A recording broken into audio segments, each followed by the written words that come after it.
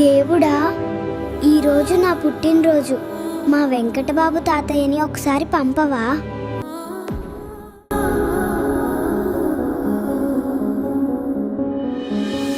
అమ్మమ్మో నేనేమి వింటేనమ్మా, వాకిళ్ళ నిలిచింది వాస్తవమా?